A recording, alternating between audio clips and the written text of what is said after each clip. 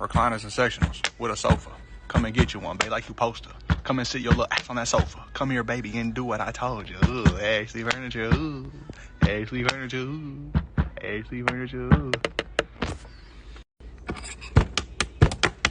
Come get a motherfucking couch. Wait, come get a couch for your house. Wait, come get a couch for the mouse. Wait, come get some mattresses too. Wait, come get some mattresses too. We got a mattress for We got a mattress for you.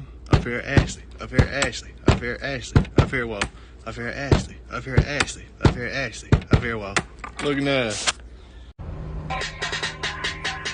Hey, yeah, they fired me, but I'm straight. I'ma get $100,000, put it in my safe. It's okay, cause when I pop out on my sofa in they face, they gonna be like, where you got it from the other place, huh? I did not get it from you. I think I got it from Royal. I think they mad as a... When I walk through the spot, they unloyal. Free advertisement? Listen, like Verizon? You telling me that you could not see over that horizon?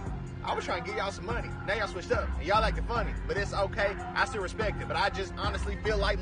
I feel neglected, man. What the hell?